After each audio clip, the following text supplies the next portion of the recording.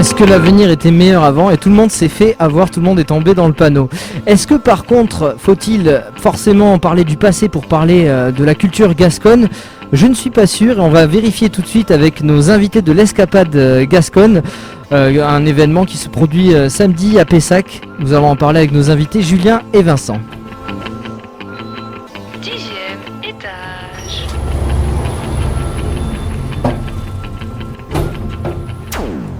Julien, Vincent, bonsoir à tous les deux. Bonsoir. Bienvenue dans l'ascenseur, nous sommes en milieu un peu confiné. Et puis bon, j'ai un peu peur parce que vous êtes tous des rugbyman, il me semble. Donc j'ai intérêt de pas trop dire de bêtises. Et très très costaud et surtout. Et très très costaud. C'est mignon, c'est mignon. Alors les Escapades Gasconne, c'est quoi d'abord? Et puis ensuite, quel est le rapport avec le rugby? Alors, nous, on a un club de rugby donc sur Pessac-Alouette.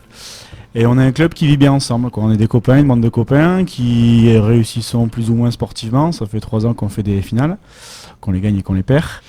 Et en plus de bien vivre sportivement ensemble, on a eu l'envie de créer quelque chose de plus, quoi. Relater ce côté familial qu'on peut avoir, ces liens, les exprimer sous une autre façon.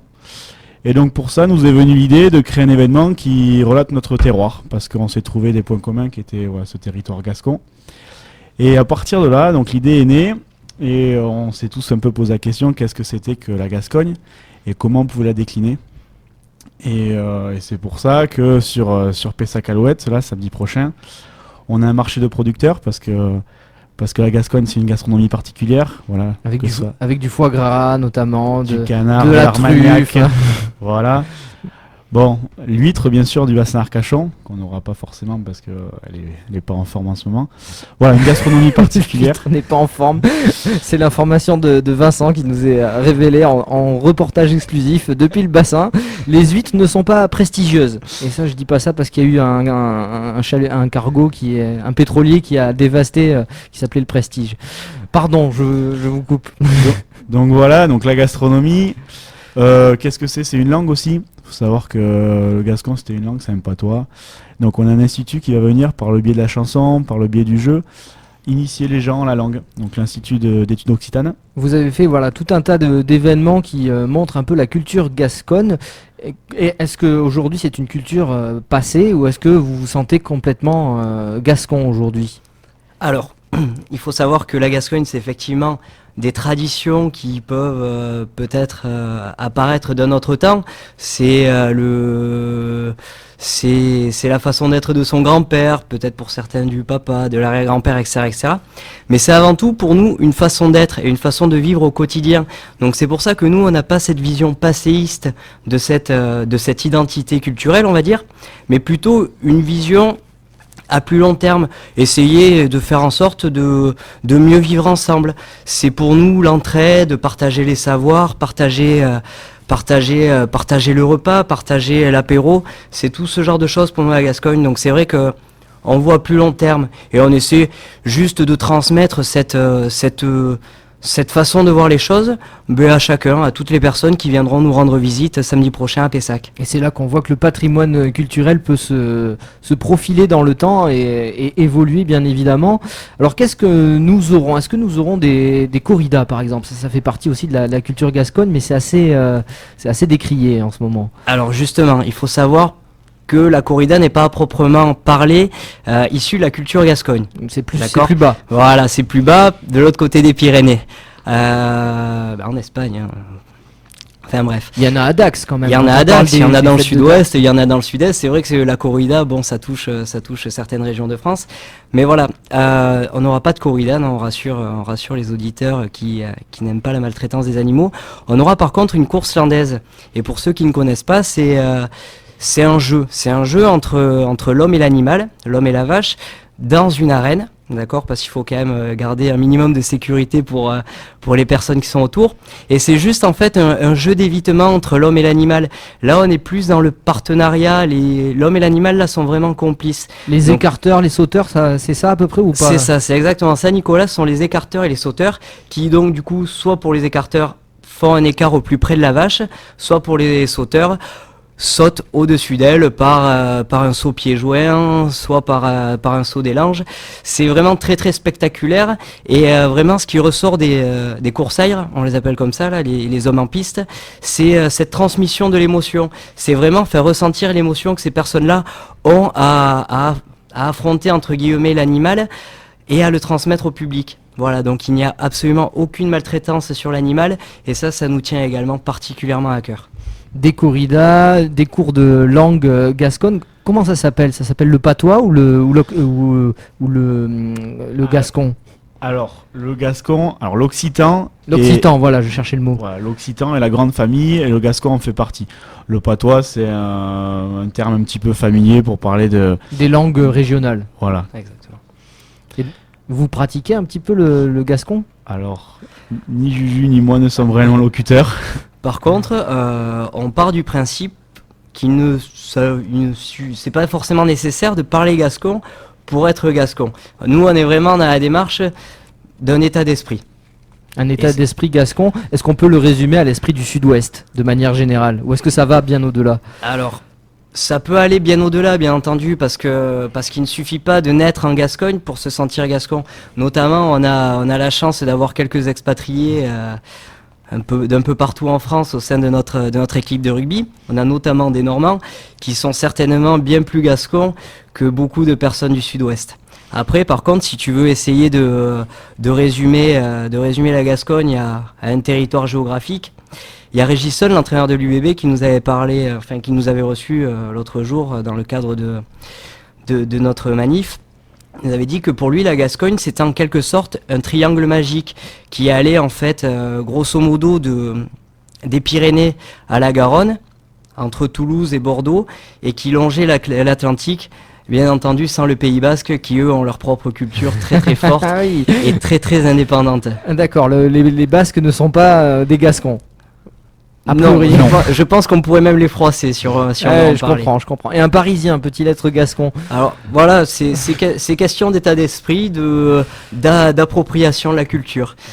Voilà, on n'est pas tous des Landes, du Gers, de Gironde. On vient tous d'horizons différents, mais c'est vrai qu'on se retrouve tous autour de cette façon de vivre ensemble profondément gasconne.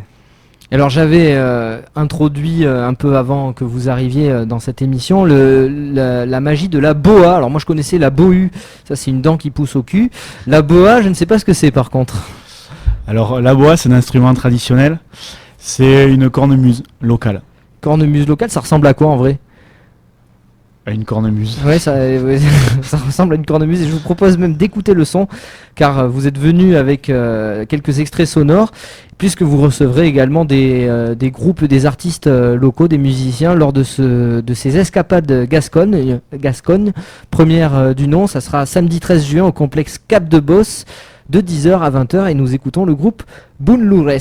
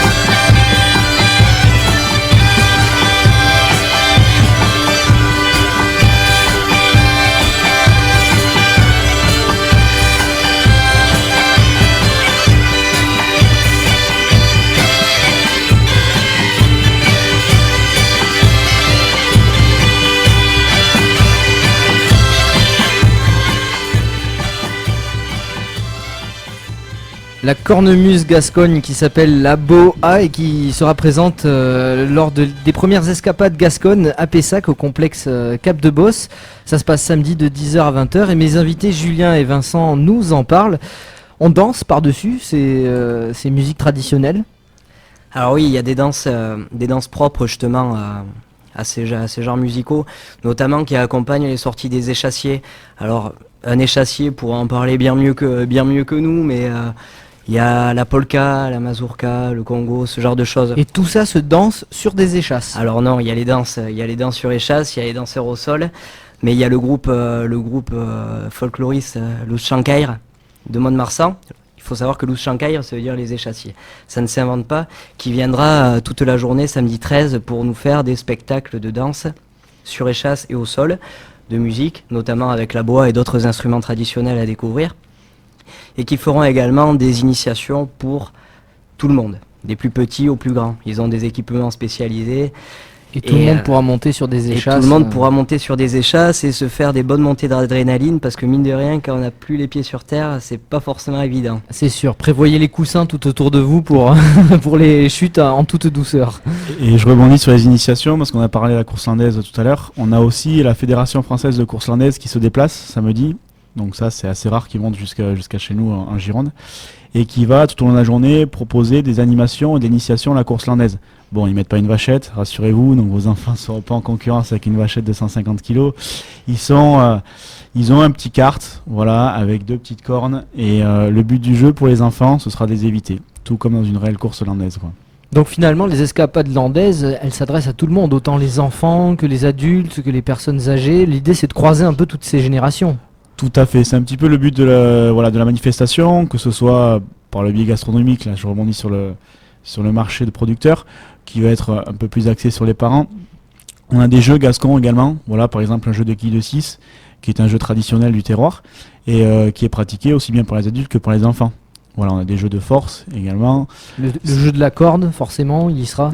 Non, un jeu de la corde, c'est plus basque. C'est basque. Ah, mais décidément, mais je suis là pour apprendre aussi, pour apprendre ces cultures qu'on a perdues un peu au fil du temps. J'ai l'impression quand même qu'il y a ce désir de vouloir les retrouver, un peu ces valeurs traditionnelles et ces cultures c'est traditionnelles. Vrai que nous les premiers, voilà, on va pas se mentir, des quilles de 6, on n'y a jamais joué. Hein. Donc petit à petit, on découvre les choses, voilà, par le biais de la manifestation, de la recherche. On découvre des choses et c'est vrai que c'est intéressant de se retrouver dans cette histoire de notre territoire, parce que c'est des choses qui ont vécu, qui vivent encore, un peu plus au ralenti aujourd'hui. C'est vrai que par exemple, pour rebondir sur les quilles de 6, le club, ils sont 10 licenciés. Donc c'est très faible, mais il y a encore des championnats de France, il y a encore des choses comme ça. Et s'intéresser à ces choses-là, c'est d'une certaine manière regarder vers le passé, mais en le gardant d'actualité, quoi. Et est-ce qu'il y a des valeurs qui se transmettent à travers cette culture par exemple, je ne sais pas, mais comme il y a souvent cet esprit de fête, peut-être que c'est une volonté de se retrouver face à et de contrer l'individualisme des gens qui aujourd'hui court partout. Voilà, donc je pense que tu as tout à fait résumé la situation en fait. C'est vrai qu'on se situe de plus en plus dans une société individualiste où chacun a son train-train, la famille, le travail, etc., etc. Après le travail, on rentre à la maison. C'est quelque chose qui n'existait pas auparavant où tout se partageait en fait entre voisins. Donc pour ceux qui ont connu leurs grands-parents ou leurs arrière-grands-parents, c'est vrai que dans les petits villages, dans les petits coins reclus, tout se partageait. Voilà, et nous, c'est vrai que c'est quelque chose qu'on retrouve également dans les valeurs du rugby, par exemple. Donc cette histoire, cette idée d'entraide, cette idée de partage, de convivialité, de partage des savoirs également. Donc voilà, c'est un peu tout ça la Gascogne, et c'est quelque chose qui est d'actualité. Et comme on te disait tout à l'heure en début d'émission, on souhaite vraiment partager ces valeurs qui nous semblent fortes avec notre public, avec le public qui viendra samedi. Vincent ? Et voilà, moi je vais rebondir un peu sur le rugby, parce que c'est vrai qu'effectivement c'est le partage. Aujourd'hui, nous on est un des derniers clubs sur toute la Côte d'Argent où il n'y a pas d'argent ni pour les joueurs ni pour les entraîneurs, c'est-à-dire que personne n'est rémunéré.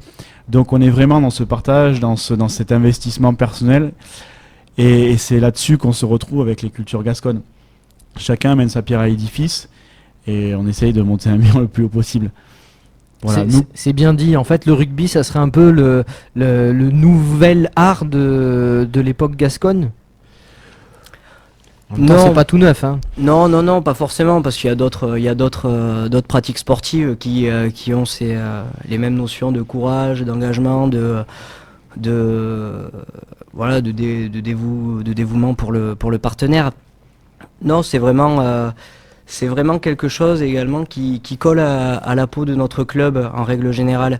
Et c'est le message que je dis pas que les autres clubs ne partagent pas les mêmes valeurs, bien au contraire. Mais c'est vrai que quand on arrive dans ce club à Pessac-Alouette, les dirigeants ont à cœur de bien nous intégrer, de bien nous faire intégrer l'idée de cette notion d'identité club déjà d'une part, et cette notion d'entraide. Parce que voilà, quand il n'y a pas de moyens, il faut se battre avec d'autres armes. Et les armes, ben voilà, ça va être l'amitié, ça va être le courage, et ça va être l'aide pour le copain. Investissement, oui. Nous, par exemple, on a un club, il doit y avoir les 220 licenciés. Pour la journée, il y a 80 bénévoles.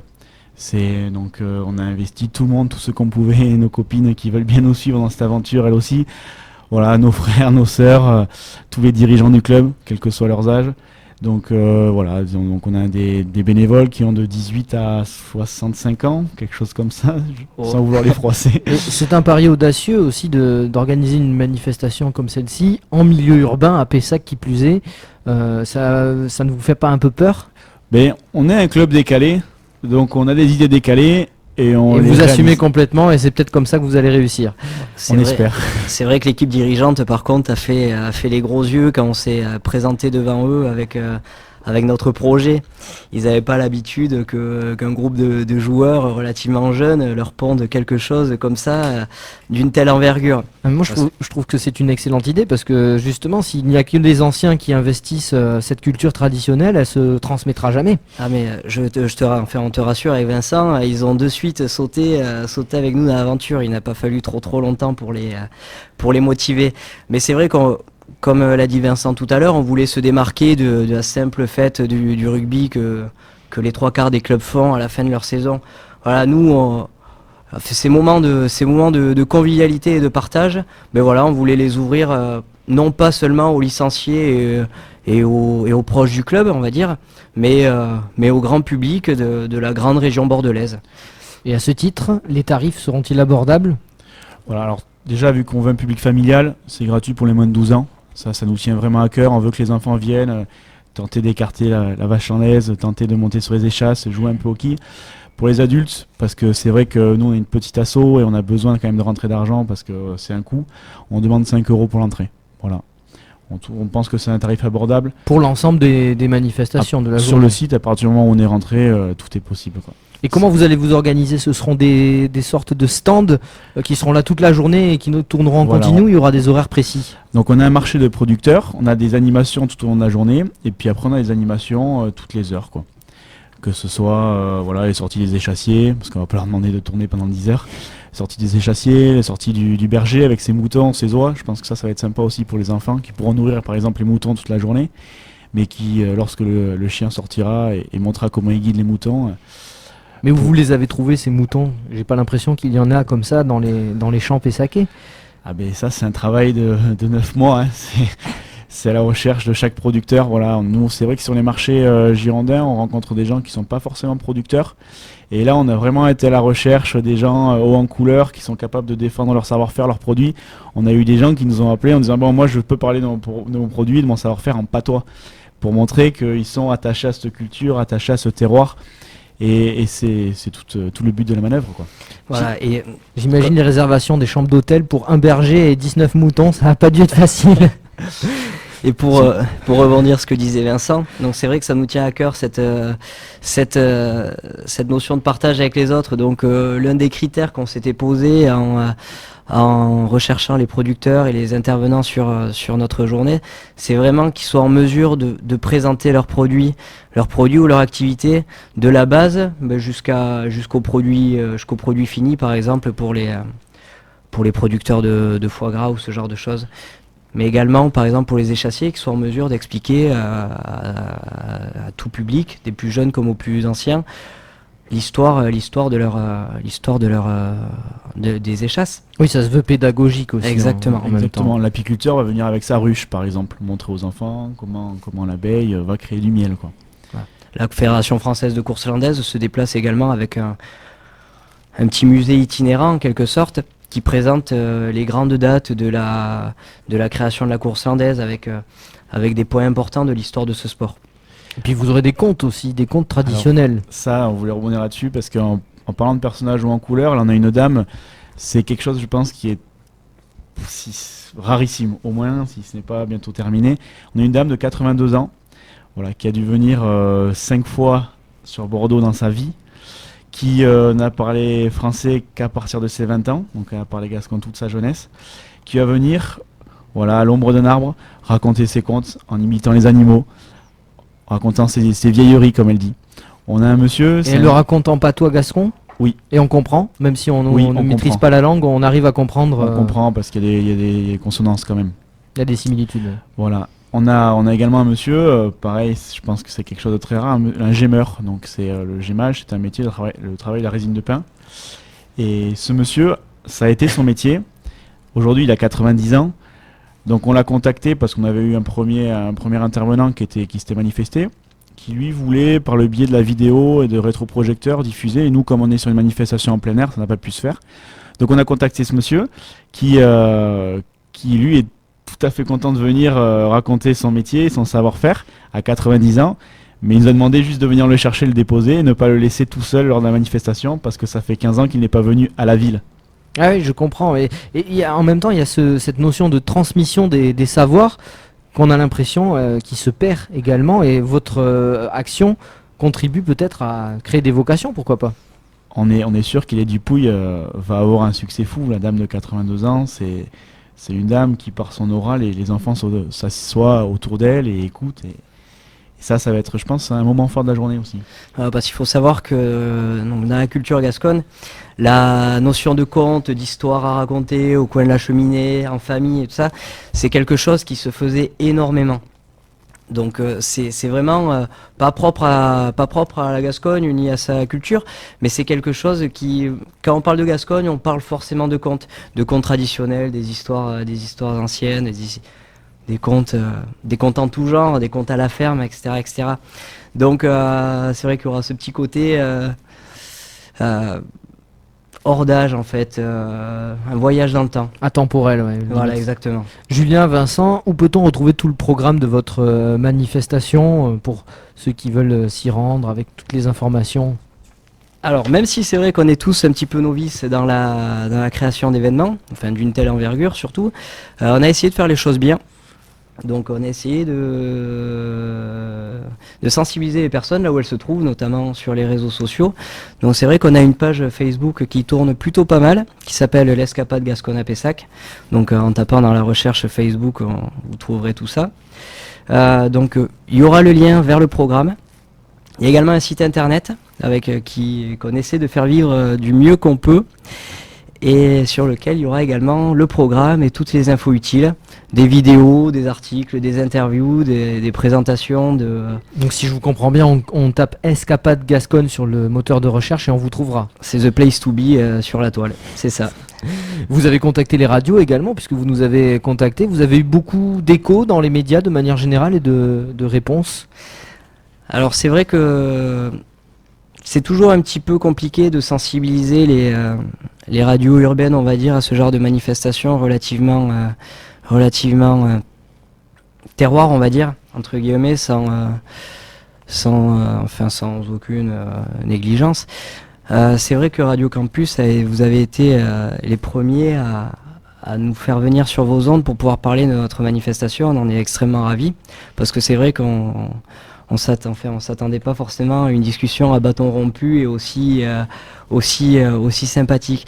Donc c'est vrai qu'on a eu un petit peu de mal à sensibiliser les médias, donc on compte beaucoup sur le bouche à oreille, sur les familles des uns des autres et sur l'attractivité de notre manifestation. Parce que voilà, comme on te l'a expliqué, on cherche vraiment à viser un public familial et qui émerveillera les plus petits comme les plus grands. Et parmi les artistes que vous invitez, Il y aura également Nadao, non c'est l'Encantadao, c'est ça? Alors, Nadao, non, C'est le nom de la chanson ça. C'est le nom du groupe, mais c'est un peu trop gros pour nous. Nous, pourquoi on a voulu te donner ce morceau? Parce que l'Institut d'études occitanes, qui va venir initier les gens, donc je disais par le biais de la chanson et du jeu, va à l'heure du repas, par exemple, distribuer des paroles et faire chanter les gens. Et faire chanter les gens sur des musiques qui sont d'actualité et populaires, telles que celles que tu vas passer maintenant. Eh bien, on l'écoute immédiatement dans l'ascenseur sur campus. Patapim patapam, non sei d'uni sortido, non m'ha pas sbrighe spiatte, mi pergut su picche la agni e la sete. Patapim patapam, non sei so chi m'arrivo, e c'è snato pietat che m'balu su che cammino tu dritto. Non sei pallo su nu, da io che l'ho incantato, alla vede passaggio che mi chi ha sito Mattia l'Arguese. Non sei pallo su nu, da io che l'ho incantato, non hai paschi pensare la noi te lo di la noi. Io tu stenca vi savi, e dice no e dice addio.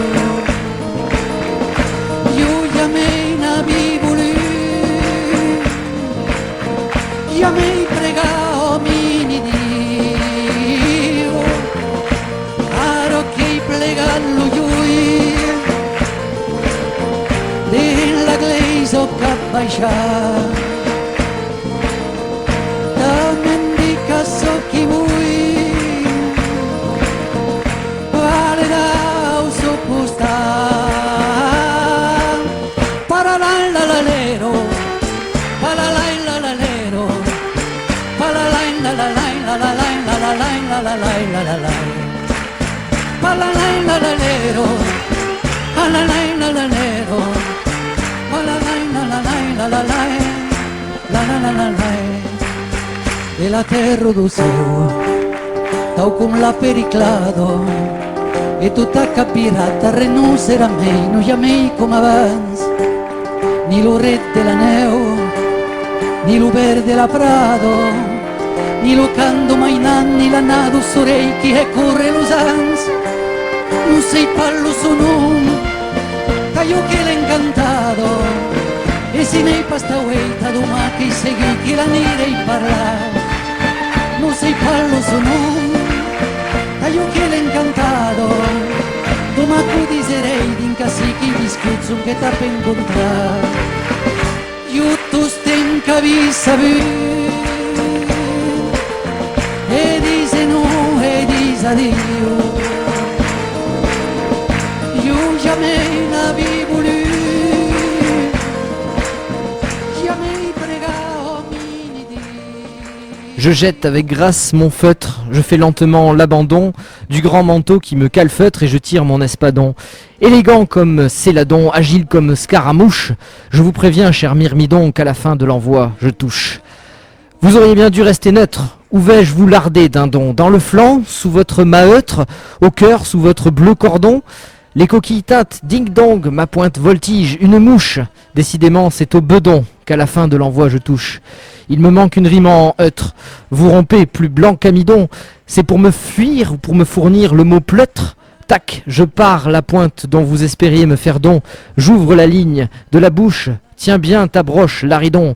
À la fin de l'envoi, je touche. Citation de Cyrano de Bergerac dans ce fameux bouquin d'Edmond Rostand. Moi, ça me fait penser à ça, la culture gasconne. Cyrano de Bergerac, un peu les poésies de cette époque. Il y a d'autres références comme ça qui sont communément admises comme étant de la culture gasconne. D'Artagnan, voilà. D'Artagnan, les mousquetaires. Bon. C'est vrai que ça manque peut-être un petit peu d'héros, de héros littéraires à la Gascogne. Oui, c'est vrai, on a Astérix le petit Gaulois, et à part Cyrano de Bergerac, on n'a pas grand monde dans les héros littéraires. On a un intervenant justement samedi 13 juin là, pour l'escapade Gascogne, qui s'appelle David Escarpite et qui est chercheur donc auprès des universités de Bordeaux. Sur la culture, l'histoire et le territoire gascon. Donc je pense que si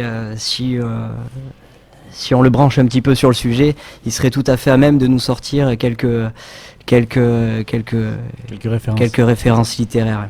Vous êtes dans l'ascenseur et nous avons quelque peu fait un voyage dans le temps passé, présent, futur, avec l'Escapade Gascogne qui aura lieu samedi prochain au complexe Cap de Bosse. Ça se passe de 10h à 20h et c'est organisé par la section rugby de Pessac Alouette, dont mes invités Vincent et Julien sont les principaux organisateurs. Vous disiez pendant la diffusion de Nadao que la culture gasconne c'était une culture souterraine en fait. Qu'est-ce que vous entendez par là ? Alors, souterraine, nous, c'est vrai qu'on a été contactés par des gens qui ont eu écho de tout ça parce que c'est un réseau qui effectivement est souterrain, qui est un petit peu, peut-être pas en sommeil, mais du moins discret. On a des gens David Escarpite par exemple, qui nous a contactés parce qu'il avait envie d'intervenir, parce qu'il trouvait notre démarche au moins intéressante. Lui, c'est quelqu'un qui est dans une forme de vulgarisation du gascon. Tous les lundis, si je me trompe pas, il est dans un petit bistrot à Bègle et il apprend aux gens autour d'un verre à parler gascon, à chanter. Et tout ça, c'est des gens qui nous contactent, qui nous suivent, qui nous encouragent dans notre démarche.